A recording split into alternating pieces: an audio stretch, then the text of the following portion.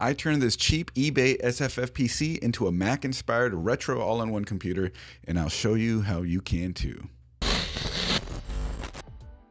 A while back, my friend Brandon told me he wanted a cheap small PC to have in his office to use as a stream watching rig to watch and support his streamer friends without putting that load on his own PC while he himself streamed.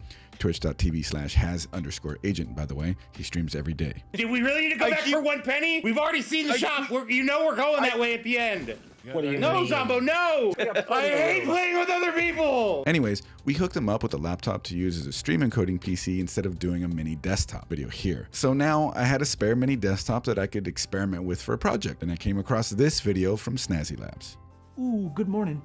It smells fresh. Just got notice that the printer was done cooking up this part, and boy, oh boy. Wow, that looks nice. This got me thinking, can I print that and stick this desktop inside of it instead of a Raspberry Pi?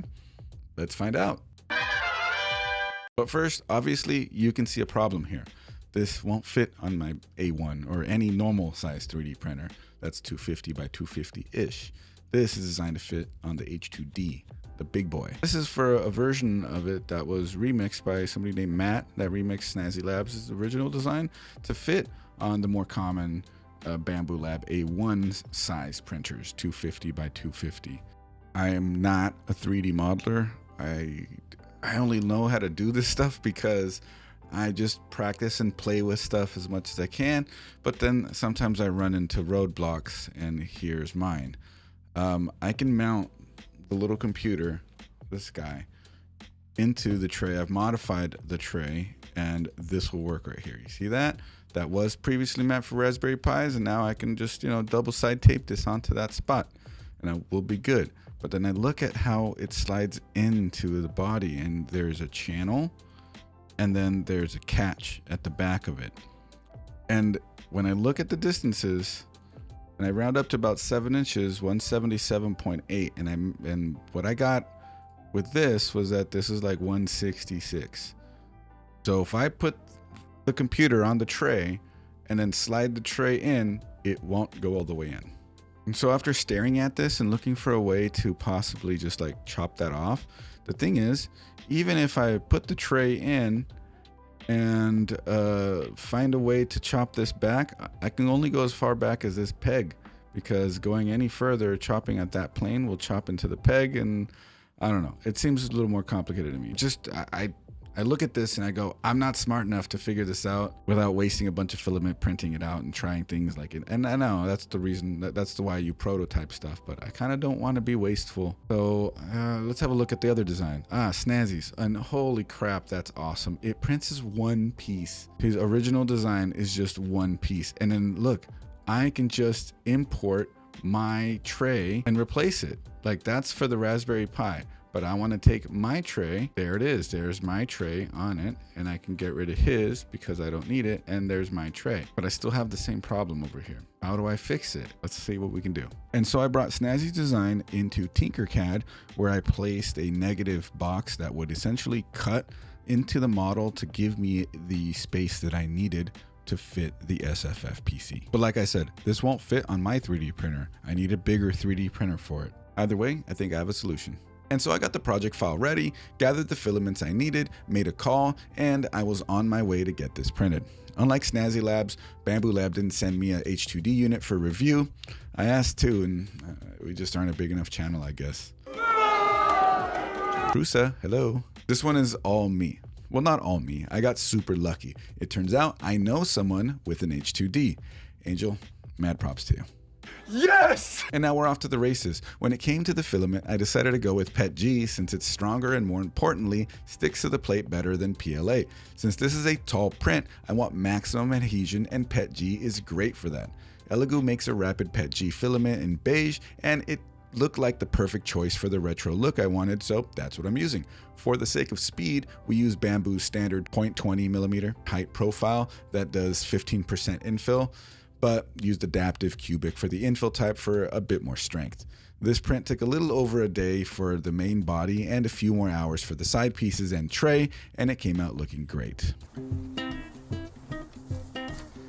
I need to ask you something. Are you subscribed to our YouTube channel? Because if you're not, hit that subscribe button and also follow over on Twitch. Links are right over here. All right, I'm out of here.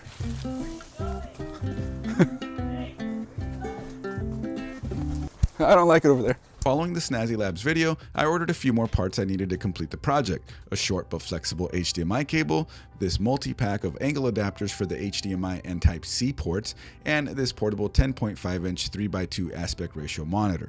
Links to everything will be linked in the description. Okay. With everything back on hand, it was time to assemble. But first I had to drill a hole for the power cable, so there's that.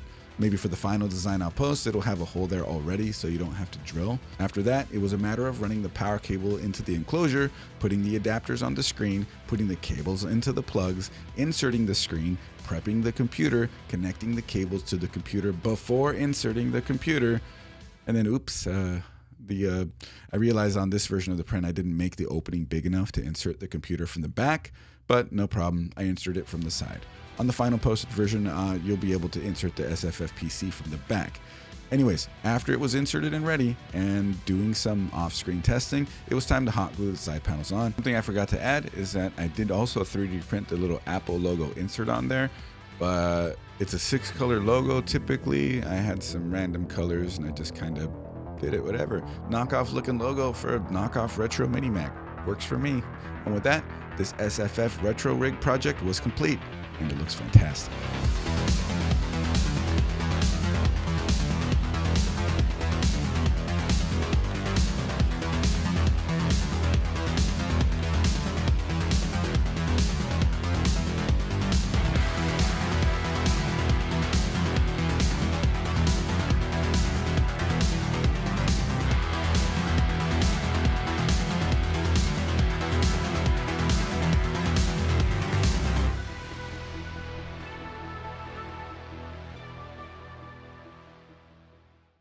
When it came to accessories, I happened to already have an old keyboard and mouse on hand that fit the theme perfectly. I even had to use this PS2 port to USB adapter I got, and the packaging fit the theme too. Let's talk about specs real quick. So the mini PC uses a 6-core, 6-thread 8th gen i5 with 32 gigabytes of RAM.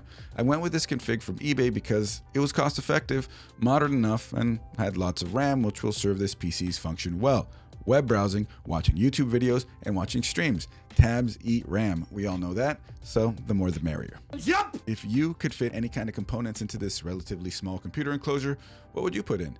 I think it would be pretty sick to get one of those high-power Minisform Strix Halo systems and fit a high-refresh portable monitor into this thing and turn it into a retro but modern LAN party PC. That'd be pretty cool. Anyways, if you like this video, you know what to do. Hit that subscribe button and that bell so you don't miss a single upload. Also, I stream to Twitch every Friday at 8 p.m. Pacific, so feel free to stop by, drop a follow, and let's talk tech or 3D printing. Anyways, that does it for me. I'll catch you guys in the next one. Peace out for now. Bye.